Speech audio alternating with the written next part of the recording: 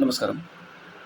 Media present media భారతదేశంలోని media యొక్క పాత్ర ఏంటి అనే చిన్న ఒక విషయం మీద నేను ఈ ఈ వీడియో చేస్తున్నానండి.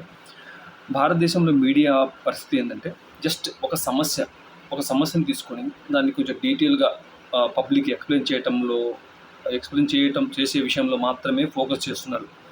అంతే తప్పితే ఆ సమస్యకు మూలాలెక్కడున్నాయి? ఆ సమస్య ఏ నిర్ణయం తీసుకోవడం వల్ల ఈ సమస్య పరిష్కారం అవుతుంది? అసలు ఈ సమస్యలకు మూలం ఎక్కడ అనే అంత డెప్త్‌గా ఆలోచించే స్థితిలో ప్రజెంట్ భారతదేశంలో మీడియాస్ దాదాపు ఎక్కువ శాతము ఆ స్థితిలో లేదని చెప్పుకోవాలి. ఎందుకంటే ఆ స్థితి చేయాలంటే ముందు మనిషి యొక్క మానసిక స్థితి కరెక్ట్‌గా ఉండాలి. అంటే ఒక సమస్య ఏదైనా వస్తే దీనికి మూలం ఏంటి? అలా ఎక్కువ సమస్యలు అంటే 90% సమస్యలన్నీ మనం తీసుకునే అంటే టర్నింగ్ పాయింట్ అంతా ఎక్కడొస్తుందంటే ఎన్నికయ్యే వ్యక్తుల నుంచి వస్తుంది. ఎన్నికయ్యే వ్యక్తి ఏమో అంటే బిజినెస్ అంటే ఒక వ్యాపార పర్పస్ మీద అంటే సంపాదిద్దాం, ఈ ప్రజల డబ్బుతో ఈ డెవలప్మెంట్కి సంబంధించిన డబ్బుతో నేను బాగుపడదామనే ఇంటెన్షన్తో అతను రావడం, అతని ఇంటెన్షన్ మనకు తెలియక, లేకపోతే అతను ఎక్కే పదవి చేసే పని మనకు స్పష్టంగా తెలియకపోవడం వల్ల అతను ఏం చెప్తుందో, ఏం చెప్పబోతుందో, ఏం చెప్పాలో కూడా మనకు తెలియక మనం నిర్ణయం తీసుకుంటున్నాం. అతను బాగా చేయలేకపోతే నెక్స్ట్ ఇంకో ఆల్టర్నేటివ్గా వేరే వ్యక్తికి మనం ఓటేస్తున్నాం.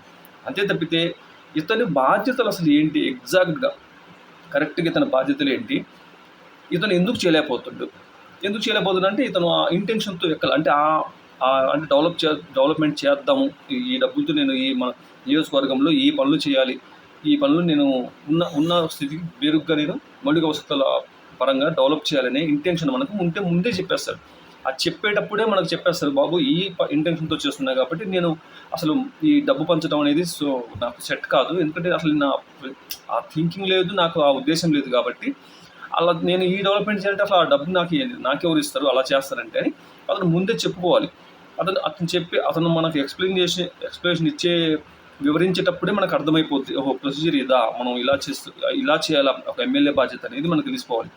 కానీ అతను అక్కడ ఏమీ చెప్పట్లేదు, జనరల్గా దండాలు పెట్టడం, దాంతోపాటు కొంతమంది ప్రజలు అందుబాటు రావడం, మూవ్ అవడం, అదే మనకు ఫిజికల్గా మనకు అదే కనపడుతుంది.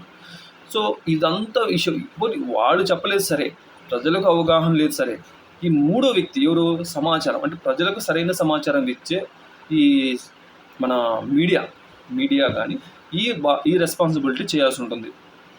ముందే చెప్పే కదా, మీడియా రెస్పాన్సిబిలిటీ ఏంటంటే ఏదైతే ప్రజలకు కావాల్సిన మౌలిక వస్తువుల పరమైన సౌకర్యాల కోసం నాయకులు పరిపాలన అడ్మినిస్ట్రేషన్ చేయాల్సి ఉంటుంది. అంటే కనీసం వీళ్ళకు అవగాహన లేకపోయినా, ప్రజలకు అవగాహన లేకపోయినా, పాలకుడికి సరిగ్గా అంటే ఆ వ్యక్తికి సరిగ్గా అవగాహన లేకపోయినా ఆ బాధ్యత అనేది మీడియా చేయాల్సి ఉంటుంది, అంటే జర్నలిజం పరంగా. కానీ జర్నలిజంలో ఎక్కువ శాతం ఏంటంటే ఎలక్షన్ టైంలో వాళ్ళు ఇచ్చిన హామీలకి అక్కడక్కడే మనం తిరుగుతున్నాం. హామీలు ఏంటి అసలు హామీలు అనేది ఇక్కడ ఉండకూడదు. జస్ట్ బేసిక్ రిక్వైర్మెంట్, వాళ్ళకి కావాల్సిన మౌలిక సదుపాయాలు ఉన్న సదుపాయాల కంటే మెరుగ్గా మనం సదుపాయాలు కల్పించాలి.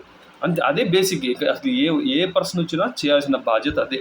అంటే ఇంకా అతను కమిట్మెంట్, లేకపోతే ఏదైనా నేను పార్టీ సిద్ధాంతాలను చెప్పటము, లేకపోతే మా పార్టీ అంటే మా ఈ వాగ్దానాలను చెప్పటము, ఇవన్నీ ఏంటంటే అసలుకి ఇవి నెగ్లిజిబుల్. అసలు ఇవి అసలు మనకు పరిపాలనలో ఇవన్నీ సంబంధం లేనివి. మౌలిక వసతులు అంటే అన్నీ, ఇప్పుడు రోడ్ డెవలప్ చేయాలి, దానికి చెప్పాల్సిన పని ఏంటి? లేదు అక్కడ చెప్పాలి, ఖచ్చితంగా చెప్పటమైనా చెప్పాలి, లేదా అది నార్మల్ విషయం అనే కావాలి. ఎందుకంటే దీంట్లో నేను రోడ్ వేస్తానంటే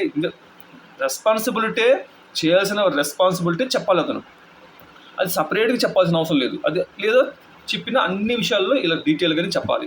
సో ఇవేం చెప్పట్లా, వాగ్దానం ఇవ్వటం, మేము మా పార్టీ తరఫున ఈ వాగ్దానం ఇస్తున్నాం అని చెప్పి. వాగ్దానాలు ఏంటి? ఈ బేసిక్ రిక్వైర్మెంట్ అతను చెప్పట్లేదు, ఇవి మేము చెయ్యము అని అర్థం. సో ఈ విషయాన్ని అంటే అడ్మినిస్ట్రేషన్ సంబంధించిన విషయాన్ని ప్రజలకు కానీ, ఇటు మీడియా మన పాలకులకు కానీ మధ్య సంధానకర్తగా ఉంది. ఇది కదా మనకు కావాల్సింది, ప్రజలకు కావాల్సింది అని ప్రజలకు కన్విన్స్ చేయించి, అవునవును కదా నిజమే అని వాళ్ళ కన్విన్స్ చేయించి, అది పాలకుడి దగ్గరికి వెళ్ళి ఇది కదా ప్రజలకు కావాల్సిందని మనం దాన్ని ఎక్స్ప్లెనేషన్ ఇవ్వాల్సి ఉంటుంది. సో అది ఎక్కడ జరిగిపోవడం అంటే, ఎందుకంటే వాళ్ళు కూడా సమాజంలోని ఒక వ్యక్తులుగా మీడియాను రన్ చేస్తున్నారు కాబట్టి, ఏదో ఒక అధికార పార్టీకి దాసోహంగా దానికి సపోర్ట్ చేయటమా, లేదా డిఫాల్ట్గా అధికార పార్టీకి వ్యతిరేకంగా పనిచేయటము, అలా లేదా డబ్బుల కోసం ప్రమోషన్ పరంగా వాళ్ళ ఛానల్కి సపోర్ట్ చేయటము కానీ చేస్తున్నారు. కానీ లేదు, కొంతమంది సొంతంగా స్వచ్ఛందంగా మనకు ఛానల్ పెట్టుకొని అధికార పార్టీకి సంబంధించిన తప్పులని వాళ్ళు ఎత్తి చూపుతున్నారు, డీటెయిల్గా ఎక్స్ప్లెయిన్ చేస్తున్నారు.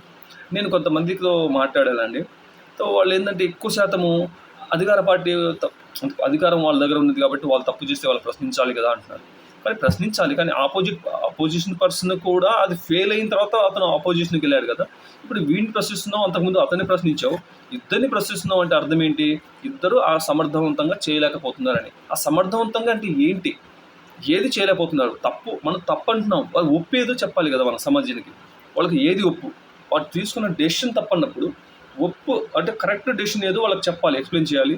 అదే రూపంలో పబ్లిక్ని అవేర్నెస్ చేయాలి. ఇది అసలు యాక్చువల్గా ఒక నాయకుడు ఈ నిర్ణయం తీసుకోవాలి, ఈ నిర్ణయం వల్ల ఈ ప్రయోజనాలు ఉంటాయని చెప్పినప్పుడు ఆటోమేటిక్గా అది అతను కనెక్ట్ అయింది. అవును కదా, నేను ఈ నిర్ణయం కదా చేయాల్సింది, ఇలా చేయలేదని అతను కనెక్ట్ అవుతాడు. అదే విషయం ఈ అపోజిషన్ పార్టీ కూడా రియలైజ్ అవ్వాలి. సో మనం ఒప్పని చెప్పట్లే, అంటే ఏది కరెక్ట్ చేయాలి, ఎట్లా నడవాలి, పొలిటికల్ లీడర్స్గా ఈ పరిపాలన వ్యక్తులు ఎలా వాళ్ళని లక్ష్యాలు పెట్టుకోవాలి, ఎలా నడవాలి, ఎలా డెవలప్మెంట్ చేయాలి అనేది అక్కడ మనం ప్రస్తావించాం. కేవలం ఇది తప్పు అన్నంత మాత్రాన ఒప్పేం కాదు కదా. సో తప్పుని ఐడెంటిఫై చేసి తప్పుని మనం హైలైట్ చేయటం వలన అతను తన తప్పు ఏదో తెలుసుకుని ఒప్పు అని ఏదో కరెక్ట్ చేయాలనేది అతనికి ఆటోమేటిక్గా అర్థం కాదు కదా. సో మనం ఎక్స్ప్లెయిన్ చేయాల్సి ఉంటుంది. కానీ ఆ బాధ్యత అనేది మన భారతదేశంలో మ్యాక్సిమం మీడియాస్ ఏ మీడియాస్ కూడా రైట్ అనేది ఎవరు చెప్పట్ల. అతను ఆ తప్పు చేయడానికి మూలం కూడా చెప్పట్ల. నువ్వు తప్పు చేస్తున్నావు అంతే. అతను ఏంటంటే అతని ఇంటెన్షన్గా చాలా కోట్లు ఖర్చు పెట్టి ఎక్కాడు కాబట్టి అతనికి కామన్గా అతనికి కోపం వస్తుంటుంది. తన సంపాదనకి అడ్డుపడుతున్నాడు కాబట్టి మనల్ని మనం శత్రువుగా చూస్తాడు. ఆ పరిస్థితుల్లో అంటే అంత డబ్బు సంపాదించిన పరిస్థితుల్లో అంటే ఆ సిచ్యువేషన్లో మీరున్నా నేనున్నా సరే మనం కూడా మ్యాక్సిమం అంత క్రూరంగా కాకపోయినా మనకు అంతే కోపం వస్తుంది. ఎందుకంటే ఇంటెన్షన్గా మనం సంపాదించుకోవడానికి ఎక్కినప్పుడు మనకు ప్రతి స్టెప్లో నువ్వు వచ్చి అడ్డుపడితే ఎట్లా, నువ్వు తింటున్నావు, దాంట్లో తింటున్నావు అంటే నా ఇంటెన్షన్. నేను ఎక్కిందే నేను అడ్మినిస్ట్రేషన్ సంబంధించిన డబ్బులు తీసుకుందామని, దాన్ని నేను నా ఫ్యామిలీ పరంగా నా సొంతంగా నా స్వార్థం కోసం నేను సంపాదించుకుందామని ఎక్కాను. దీంట్లో ఏంటి ఇంకా ప్రాబ్లం? నీకేంటి అభ్యంతరం? నువ్వు ఆ డబ్బులు పంచేటప్పుడు అడ్డుపడ్డావా? అప్పుడు పంచేటప్పుడే నువ్వు డబ్బులు తీసుకోవద్దని ప్రజలకు చెప్పావా? చెప్పలేదు కదా. డబ్బులు అంటే నా డబ్బు పెట్టుబడి పెట్టేటప్పుడు నువ్వు అడ్డుపడలేదు. పెట్టుబడి పెట్టమాకు, అంటే ఈ డబ్బులు ఖర్చు పెట్టకుండా మీరు మౌలిక వసతుల పరంగా దానికి ఫోకస్ చేయండి అంటే అప్పుడు ఎలా ఉంటుంది? నాకు ప్రెజర్ ఉండదు, నేనేం డబ్బులు ఖర్చు పెట్టలా, నాకు ఏ ప్రెజర్ ఉండదు. నువ్వు ఏదైనా అడిగినా నాకు చేయడానికి ఇబ్బంది ఉండదు. అవును, నాకు ఏం ఖర్చు పెట్టలేదు, నేనేం పెద్ద రూపాయి కూడా ఖర్చు మినిమం ఒక ఎంతో ₹1,00,000 లోపే ఖర్చు పెట్టాను. అది నా శాలరీ పరంగా మొదటి శాలరీలో నేను వచ్చేస్తాయి. సో అటువంటిప్పుడు నాకు ఏ ఇబ్బంది ఉండదు, నాకు ప్రెజర్ ఉండదు. కానీ ఇప్పుడు ఏమవుతుంది, నేను పెట్టుబడి పెట్టేటప్పుడు నువ్వు నాకు అడ్డుపడకుండా పెట్టుబడి పెట్టిన తర్వాత అంటే పెట్టుబడి పెట్టి అంటే 20 కోట్లు 30 కోట్లు 40 కోట్లు పెట్టుబడి పెట్టిన తర్వాత నేను సరిగ్గా నిలబడి నేను నా బాధ్యత రెస్పాన్సిబిలిటీ సరిగ్గా చేయాలి, ప్రజలకు అందుబాటులో ఉండాలి, ప్రజలకు మేలు చేయాలంటే నేను మేలు చేసేవాడిని అయితే డబ్బులు ఎందుకు పంచుతాను? మీరు మేలు కావాలనుకున్నప్పుడు మీరు నా దగ్గర డబ్బులు ఎందుకు తీసుకుంటారు? సరే నేను మీకు చెప్పలేదు, సరే మీరు అడిగారా? అతను ప్రజలు ఏమంటారు? మీరు చెప్పలేదు కదా, మీరు మాకు ఆ విషయం చెప్పలేదు కదా, మేము సంపాదించడం మరి దేనికి ఇచ్చినట్టు? సరే తప్పు నాది కూడా ఉంది, ఒక ఎమ్మెల్యేగా నేను మీకు డబ్బులు పంచడం నా ఇంటెన్షన్, మీకు చెప్పకపోవడం నా తప్పు ఉంది. బట్ మీరు ఎందుకు అడగలేదు? మీరు అడగలేదు కదా. తప్పు ఇద్దరిది ఉన్నప్పుడు, ఇద్దరు తప్పు అయినప్పుడు మనం నన్నే కాన్సన్ట్రేషన్, నన్నే ఫోకస్ చేసి, నన్నే హైలైట్ చేసి, నేనే పరుడు అన్నట్టుగా నన్ను హైలైట్ చేయడం వల్ల ఎంతవరకు కరెక్ట్ అది? అర్థమైందా? సో ఇంత డెప్త్ అనాలిసిస్, ఇంత డెప్త్ నాలెడ్జ్ అడ్మినిస్ట్రేషన్కి అసలు డబ్బులు తీసుకోవడం అనేది రెండు అసలు అవకాశమే ఉండదు. సో సిస్టమ్ అంటే మీ డబ్బులు నేను జాగ్రత్తగా మీ మౌలిక వసతుల పరమైన ఖర్చు పెట్టాలనేది ఒక అడ్మినిస్ట్రేషన్గా ఒక ఎమ్మెల్యే, ఎంపీ, గ్రామ సర్పంచ్ లేకపోతే మంత్రుడు కానీ అందరూ చేయాల్సిన రెస్పాన్సిబిలిటీ ఇదే. కానీ ఇక్కడ డబ్బు అనేది అసలు నెసిటీ లేదు.